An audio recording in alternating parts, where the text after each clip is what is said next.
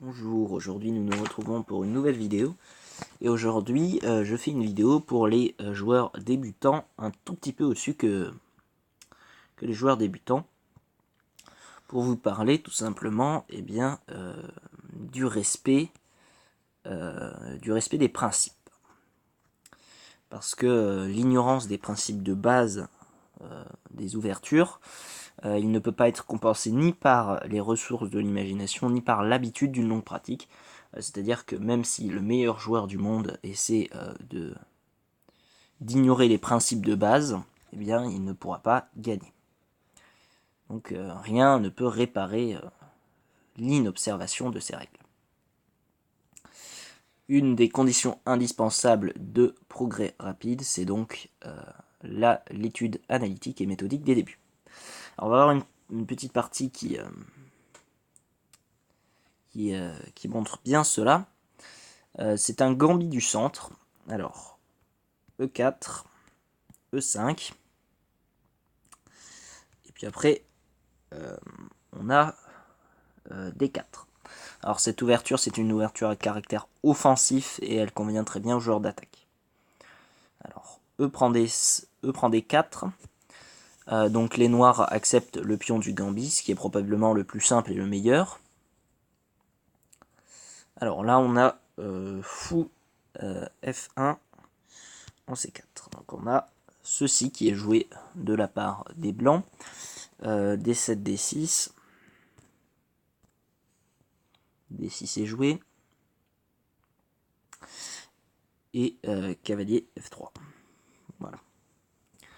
Les blancs s'emparent tout simplement du centre. Premier pas vers, c'est le premier pas vers l'attaque du roi noir. Fou C8 en G4. Hop. Donc là on voit que le cavalier est cloué. Alors le clouage, on peut peut-être donner une petite définition du clouage. Alors le clouage, c'est un terme qui est très utilisé aux échecs. Une pièce, elle est dite clouée lorsqu'elle ne peut pas se déplacer sans mettre en prise la pièce clouée, clouante, qui est soit le roi, soit une pièce plus puissante. Par exemple, là, on voit que le cavalier est cloué parce que s'il s'en va, eh bien, les noirs pourront prendre la dame.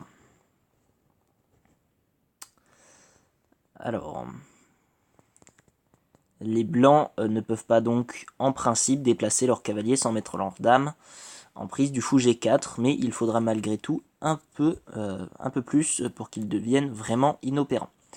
Alors si le clouage était vraiment absolu, il faudrait échanger la case du roi blanc et la dame. Et là, à ce moment-là, le cavalier ne pourrait vraiment plus bouger. Les blancs vont jouer C2, C3. D prend C3, cavalier prend C3. Alors les blancs ont mis à profit la courte accalmie, la courte erreur, la courte poussée des noirs pour placer leur cavalerie en position d'attaque. Cavalier C6 et roc. Donc là, on amorce le piège. Les blancs auraient pu jouer fou. Hop. Les blancs auraient pu jouer fou F4, c'est vrai. Ce qui aurait permis de répondre à cavalier E5. Comme ça, ils auraient eu une réponse à cavalier E5. Mais ils décident de faire petit roc.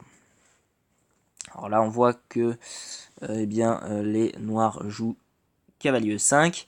Et là, on voit vraiment que les noirs exagèrent, puisqu'ils n'ont sorti aucune pièce de l'aile roi. Vraiment. Ils sont persuadés qu'ils font un coup excellent, là. puisque le cavalier E5 attaque le fou C4 et le fou F3 qui est cloué. Donc on voit que le fou est attaqué, mais ce cavalier ne défend pas, puisque tout simplement il est cloué. Donc là on peut voir que les noirs ont pris un net retard de développement, vraiment, hein, ils ont un gros retard de développement. Et la cavalerie blanche sonne la charge et va permettre la victoire finale, soit par un gain de matériel, soit en capturant le roi noir, on va voir. Après, cavalier prend E5, et là on voit que ce sacrifice porte, c'est un sacrifice brillant qui porte le nom de son auteur, Légal, hein, de Kermure, sire de Légal, 1710-1792, qui était un des meilleurs joueurs français du XVIIIe siècle.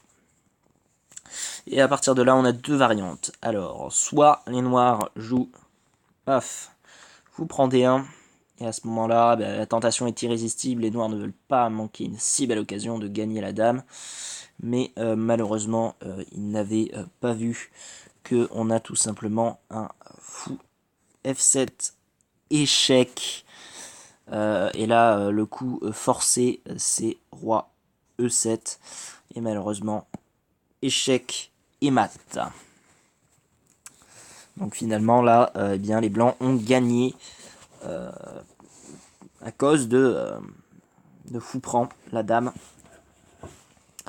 Et sinon, si fou ne prend pas, hein, on a pion prend, qui semble être la meilleure solution pour éviter le mat, hein, puisque là on n'a plus de mat tout simplement. Mais on a dame prend G4 après ça, et les blancs ont gagné une pièce, ont gagné le fou. Et ils restent avec une position bien supérieure, puisque là, les noirs ne se sont pas encore développés. On peut peut-être voir ce que ça donne.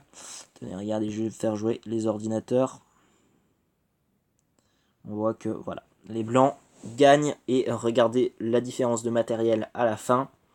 On voit que, une fois que la partie est jouée, eh bien, les blancs gagnent très facilement. Voilà, donc il faut s'habituer à remémorer chaque coup, hein, parce qu'on oublie trop facilement ce qui est mécanique et routinier, hein, les ouvertures. Le gambit du centre, c'est pas une ouverture non plus qui est très difficile comme la sicilienne dragon. Et on ne se souvient dans la pratique que ce qui est devenu clair par le raisonnement. Donc souvenez-vous de cette partie, de ce mat, pour vous dire qu'il ne faut jamais oublier les règles de base, des échecs, parce que sinon on arrive sur du mat. Voilà. Donc ça, c'était la petite vidéo explicative sur le mat, hein, qu'on avait vu il y a quelques temps. Je sais pas si vous vous souvenez, je vous mettrai le lien dans la description ou en haut. Donc voilà. Et ben moi je vous dis à la prochaine fois.